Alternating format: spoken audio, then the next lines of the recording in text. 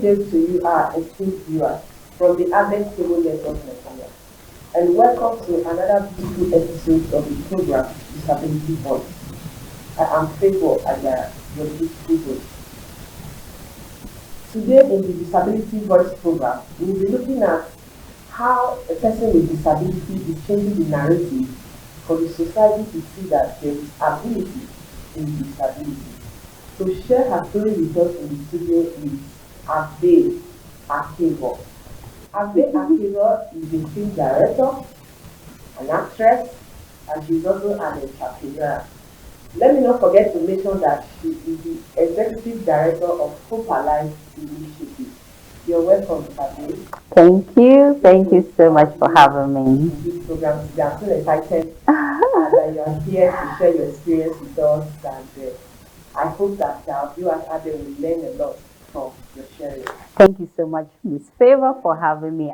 It's my pleasure to be here today to share my story to your esteemed viewers out there, and I hope someone will get inspired today. Welcome. Thank you. So, as we all know, and as I keep saying it, disability is everybody's business. Yeah. That is the story of Miss Ade. Ade here acquired her own disability 20 years ago. And now that brings me to asking 20 years Yeah. plus. Because I know you've done your anniversary for the year. Yeah, that was in someone February. said, yes, In February, so, yeah. And this is 21 years counting. Mhm. How has it been? What is the experience like? Okay, so 20 years ago, it has not been a smooth journey altogether. It has been rough, smooth, sweet, bitter, but all the same, I would say we are here today, and it's as a result of hard work, determination, and also keeping the hope alive. So it has not been an easy journey, because if you look at the journey from 20 years ago, disability issues were not where they are today. So you can imagine that issues around disability were at a zero level, and even the families too. When disability happens, family get so confused that they don't know what to do with that loved one with a disability. So you can imagine what 20 years was before now. But I am happy that our 20 years after, disability issues are where they are, and most families are also informed now. And I can take example from my own family. They didn't know what it was then, but now they have seen, they have experienced, they have lived with their child with a disability, and they are well informed, and they can see what their daughter with disability is doing, and really they have agreed that there is so much ability in disability. Wow. Yeah. So, still on 20 years ago, I know 20 years ago, you are not 20 years old. No, So, actually. and for what I also know, it happens. Yeah. So, can you tell us a brief story just so that we Oh. know? Okay. So 20 years ago, yes, I wasn't 20 years then. I was just that little tiny, pretty young girl coming out of secondary school, just 16 and 6 months after secondary school. I was on my way from church, and boom, accident happened. And I woke up, found myself in the hospital with a broken leg, and some days, 4 days into the accident, um, the doctor informed my parents that my leg had an infection which is called gangrene, and the only solution to that was to amputate my leg so that I will be alive. So I had two choices to make, either to accept my amputation, or I live with the infection and I die. And you know, the infection keeps spreading. It's something that spreads so quickly. So it was from my leg here, and the next thing, it was just coming or spreading up. I could feel that something was kind of running through my bone marrow. I could feel it. So it was a decision that needed to be taken quickly. And my parents couldn't take the decision, actually. They refused to sign the consent note for the amputation. And I told the doctors if it's something I can sign. They say, why not? I had to sign my consent note for my amputation. So it was done, and I stayed like 3 months in the hospital. And during my hospital stay, my secondary school mates were always coming. My school sent delegates to come visit me, and also all the 3 months I was in the hospital, I never got a visit from any person with disability. Nobody ever came to like talk to me about disability issues. I remember my uncle, Professor Shambi, he visited me. He was in just then. He visited me at the hospital. He spoke to me. And the only thing he said that went close to disability was, Ave, there is ability in disability. This is not the end of the world. That was the only thing he said. And after I left the hospital, I kept the word keep bringing this disability in disability. And I was like, what is that? So, and before my accident, the only contact I have been with person with disability was the beggars I see on streets when passing by. So I was like, what, like, how did I get myself here? It was kind of, I was at the point blaming myself. Why did I even go to church that day? If God really was in that church, he would have saved me. It was something he would have done. Either held me back for some minutes to pass before going, or in fact, I wouldn't have gone to church that day at all. So there were this moment of blame share and sharing. I was like, oh, if only. I was so angry with everybody. I was so angry with my family members, and I could see a lot of hurt in my mom and my dad, especially my dad, because my dad could not see me in the face, could not look at me in the face.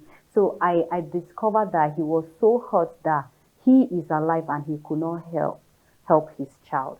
Like, how can he be alive and the child leg will be amputated? And so all of these were building up to, I remember withdrawing back in my shelf. I didn't want to associate with anybody. While I was at home, I was always in my room. I had to tell my parents I needed a separate room.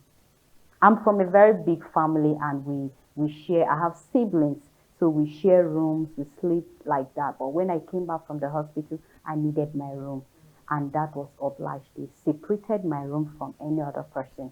And before you come into my room, you have to knock. I have to let you in, and if you stay longer than I wanted, I'll send you out. So these were the stages I had to pass. I never wanted to go back to school. Before I knew it, some of my mates were getting admission into university. You know, back then in secondary school, we had aspirations. I want to study this, I want to go to this university and all. But when the accident happened, amputation happened, I forgot about everything. I didn't want to do anything. So after some months, my mates started getting admission. Someone would come, oh, I got admission here. I'll be resuming in school, this and that. So I started, like, within me too, I started seeing that, okay, in the next 4 years, so person will be a graduate. Then what will now happen to me? So by the time I made up my mind to go back to school, university admission was closed already. It was just for the NCE that was still open and all. So I took the decision that I wanted to go to school. So my parents said, okay, this is the only admission that was left. I told them that I don't care. I just want to be in school. So I got admission at College of Education, Katunala. I had my NCE. So going to school, you know, in the Nigeria we are, our educational sector is not, environments are not accessible. So by then I was kind of using crutches. Then I started using one locally made prosthesis too. I was using it with one crutch to help me move around, and it was difficult. But back then in school, you know, when you take a decision to be better in life, God never leaves you to. God sends help along the way. So back there in school, College of Education, I met people who were so helpful to me that even before I say something, they are ever there to like help me out. So I made some very good friends that were friends till today. one particular person I will never forget in my life. I have not rewarded him, but I know when I am blessed, definitely. I met somebody, Terence Ahangba. He's a guy, and he was and he's still very good to me. This guy made sure that I have a seat to sit and take my lectures. This guy made sure that, okay, if I'm unable to come for lectures, he will go check on me and do a tutorials with me. So I have good friends, girlfriends, guys, and all. So they were all there for me. I finished my NC with flying colors. I didn't fail. So after that, I saw a need to go further, which I got a direct entry in the Benue State University to do my degree. And after that, I was posted down to Abuja for my NYSC. And it was coming down to Abuja, I discovered that, oh, there's something called Community of Persons with Disabilities. Thank God, my first encounter was with the polio community, where Ms. Bauer is the founder of Parasoccer, and I happened to volunteer with them, and I met Abuja chairman of Persons with Physical Disability, Mr. Abubakar. So Abubakar now introduced me to the larger community of persons with disabilities. Wow, this is really a journey. Yeah, it has been a journey. And the first program Mr. Abubakar took me to was a program, I think, organized by DRAC. So there I met the likes of David Amelia, I met the likes of Madam Irene. And when I went into that program, I saw different kinds of disability. I saw those on wheelchair, I saw visual, I saw deaf, I saw persons with albinism. I saw a lot of people. I was like, wow, like where the hell did they get these people from? Do this set of people really existed? So it was like I was curious. I wanted to know more. And that was when my advocacy journey started. I can remember Sir David Daniele would say the first day he met me was, what interested in me was I was so passionate about disability issues that when I stood up to speak, everything I was like, I want you people to do this, I want you people to do this, I want you people to do this. So one of his workers walks up to me and says, sir, who is she that is wanting everything to be done and all, you know? So that was when I now came across disability community, and ever since then, my life really changed. The perception I had to rediscover myself. I saw the need to do a lot, because from coming from my story, before coming down to Abuja, it took years. Like NCE takes like 3 years, degree takes like 3 years. It was direct entry. So roughly I'm giving 6-7 years of my life with a disability. It was the 7th or 6th year that I have to come in contact with disability community and know the things I know and know the gaps, identify the gaps that are there. And I see that, okay, there are things that I too can do to help elevate the voices of persons with disabilities. And that's what gives birth to Hope Alive for Possibilities Initiative. Wow, thank you so much for sharing. This is quite interesting. You know, I'm actually enjoying the conversation, and I know that as you are adding, yeah, enjoying the conversation. But in order not to be in a hurry, we go on a short break. You are just doing it. We'll be right back. You can't deceive God. None of us can deceive God. Nobody can actually become a leader if God has not ordained it. What is the right knowledge? The right knowledge is scripture. Yes, sir. Because the Bible is light years ahead of science. But I usually will ask God, how do I explain this thing in a way that people will understand?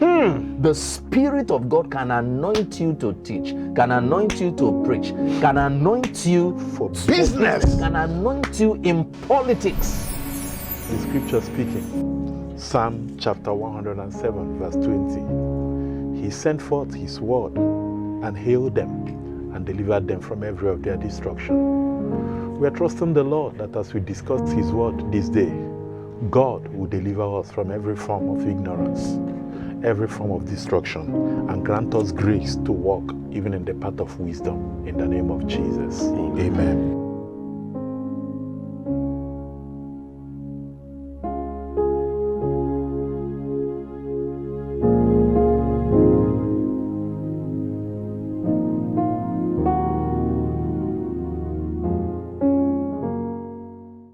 Welcome back, viewers. If you are just joining us, this is the program Disability Voice from the Advent David Network in Nigeria.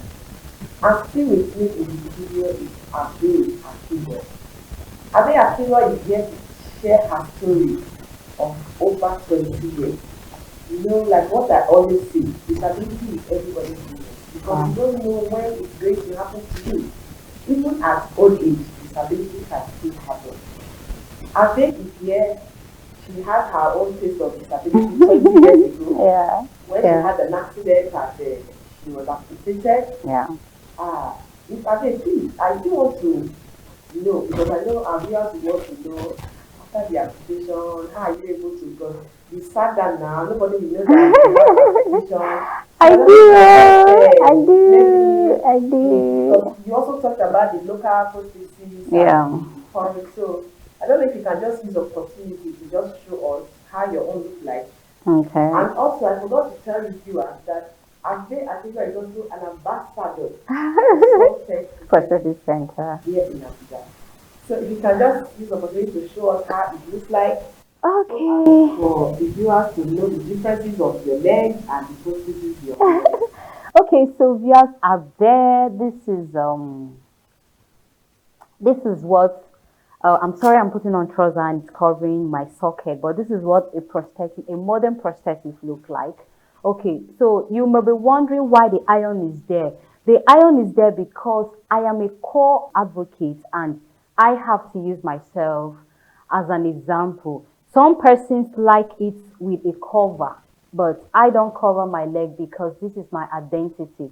And I get to discover that the way persons look at persons with disability in Nigeria, like a television, when a person with disability is passing, you see people looking and touching the other person, see, is because they don't really get to see as our assistive devices so much. So I have chosen it upon myself that I am going to expose it to anyone that wants to see it. By the time you see this once, twice, thrice, you'll get tired of saying it.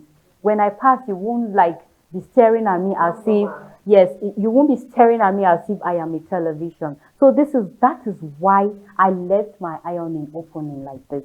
And I work with it, I go anywhere I want to go to.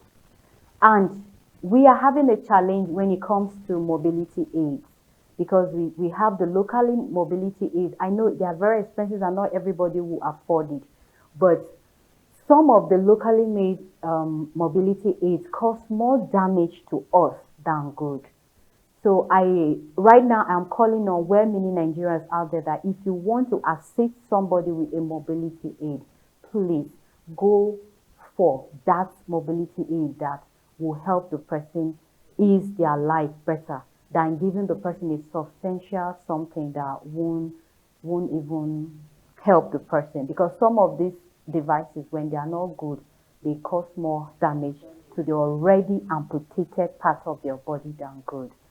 And the other question was about... So now I still want to ask, moving with this, it's not easy as a lady with amputation. You are an entrepreneur. Can start naming them. An actress, a baker, and a filmmaker, and also an ambassador. And considering the fact that you are an amputee, have you ever faced any challenges during this journey to become successful in life? And how are you able to cope with these challenges? What really inspires you to do what you are doing? Okay, I will not even say I am successful yet. I am still struggling to be successful because I'm not where I want to be yet. But there's a saying that says there is ability in disability. I know that when disability sets in, We tend to like forget about the aspiration we have, the dreams we have, what we wanted to be before the accident or the disability. But I want to encourage somebody out there that there is so much more you can do with your disability if you take a rethink about your life. Like when I became an amputee, yes, there were so many things I wanted to be, but the disability came and tempered with my mindset. But I am grateful to God that I'm able to rebuild myself and come back on track. One of the ways I tend to survive my disability and do the things I do is I focus my energy on the things I can do. The things my disability can allow me to do. My leg was cut off, not my hands. So I tend to see, and not my brain. So I tend to see the things I can use my hands to do. By the way, I am a baker, and if you care to know, you might ask my customers, esteemed customers here in Abuja, they will tell you that I make the most amazing cakes in Abuja here, cakes and pastries. So as a person with disability, when you want to do something, make sure you do it, you learn it well and do it well. I did not just wake up and start baking. I had to go through a school. I learned how to bake when I was about finishing my NYSC. And I did not just go to like, oh, then I started baking. No, I took my time. I knew the nitty gritty of cake making. So I am an entrepreneur, yes, I am. As a person with disability, you need skills to survive. We all go to school, yes, but not every person with disability will go in for the white collar job. Let's be realistic about ourselves. If you're a person with disability on the wheelchair, there's something you can wheel your chair, sit and do. On that wheelchair, you can be one of the best artists in the world. So I encourage someone out there, learn a trade. Do the things your disability allow you to do. Focus on them. I focus on the positive. I don't focus on the negative. The things my amputation can't allow me to do, I don't even think about them. Right now, I don't know how it feels to walk on your two normal legs because I was younger when I had the amputation. I have lived with amputation for the past 20 years. I wasn't up to 20 years when my legs. So right now, I don't know what it feels like walking on your two normal legs. But when you ask me what it feels like having an amputation, doing this, I can tell you anything before my amputation, I have forgotten. Because why? I don't want to bring myself backwards. I am focusing on my strength and the things. To reality, yes. And acceptance. Acceptance is key. When you accept your disability, there's just nothing you cannot do in life. You accept yourself, love yourself, and yourself should come first. And you can conquer the world. I am an actress. I love acting. Even before my amputation, it was something. I was the director of drama club in my secondary school. I love acting.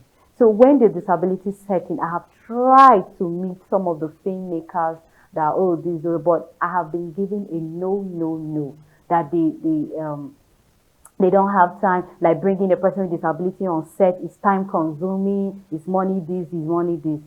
I had to start making my own films. I make my films, disability series. It's called The Story. It's on my YouTube channel, on all my social media. It is the story, and this story talks about our issues, our challenges we face in our day-to-day life as a person with disability. So my disability did not stop me from being who I want to be. I love fine art, and cake making is an art. The act of decorating cake is an art. So I still have that desire to learn how to paint. So since I'm not painting now, I do that in cake making. So I am living my life just the way I wanted it to be. Though there are some changes, adjustments, but those adjustments are to make myself fit in and not to limit me from what I wanted to be. Thank you so much for sharing that. You're welcome. Before we go, I still want to ask you, I don't know if you have anything to tell the government, the society at large, and also to our viewers who are watching us right now. Any words to them? Okay. Because we know that in the society, discrimination is still very high. And there's stigmatization. Exactly. So For the government, I want the government to subsidize the prices of mobility aids for persons with disabilities because they are so expensive and not everybody can afford it. So the government, I am encouraging the government to partner with some prosthetic centers in Nigeria that are working perfectly well for the good of persons with disabilities. We have the likes of Suntech, like you said. They are doing an amazing job. They are not just only there for the money, but they are there to help persons with disabilities in one need or the other to live an easy life. So the government should partner with these centers to subsidize the prices. The government can pay half of the price while an individual can pay half to get a mobility aid. With my prosthesis, I go anywhere I want to go and I do whatever I want to do. And to the society at large, my disability is not a problem to the society. The problem there is the barriers the society set before me. So I encourage the society. I want to tell the society to take away those barriers, make the environment, make the society accessible and peaceful for persons with disabilities. We have a lot to contribute to the growth of this country. And to the families out there, your loved one with a disability is a potential governor out there, a potential House of Rep out there. But if you don't encourage that person, help build the person's confidence, encourage the person to be better, that person will amount to nothing. So I'm encouraging the families out there who have loved ones that embrace that person with disability. Love the person just as you love yourself. Don't be ashamed of that person. That person is still a human being and is still blood that flows in the person's blood, in the person's veins. And to my dear colleagues, persons with disabilities out there, I want to encourage you. It is not too late. You can start now. I never started today. I started 20 years. I started some years ago and I'm not done yet. I want to be better. So you out there too can be better. Think within yourself that thing you love doing. Reach out to somebody and get that help you need and go out and do something. Locking yourself out in that room will not help you anywhere. Our sister Favor here didn't lock herself up. Look at the amazing thing she is doing. Imagine that she didn't come out to be who she is. She wouldn't have me on her program here, inspiring. I know a lot of people are watching this program and they are inspired. So I encourage us all. We must not do what Favor is doing, but in your own little way, in your own locality, you can contribute a quota. So please, I encourage us all to come out. Let's be our brother's keeper. Don't say that, oh, Ave is talking here because she have made it in life. I didn't have it easy and I'm still not having it easy. But I took a decision some years ago and that is why I am here. And you can also take that decision. It is not late. Yeah, it is not late. You can also take that decision. Yeah. Thank you so much for coming on the program. Thank you for having me. I know that our viewers have learned a lot, and I know they will also pass the message to whoever that needs to hear it. Thank you so much, and I hope that when we call on you again. Sure. I would like to be back here because there's a lot we need to talk about, and we just pinch like this. So definitely, I would love to be back here. Thank you so much. Viewers, you've had it all. There is ability in disability. So no matter the situation you find yourself, know that somebody out there is looking for a way to live in the position that you are. You as a person with disability, stand up and provide for yourself. You as a person without disability, accept us, people with disabilities, just the way we are. As I always say, disability is everybody's business. It can happen to anyone at any time. This is where we draw the curtain of today's program. Until you come your way again, until station same time, remain blessed. I remain stable. Bye for now. Bye.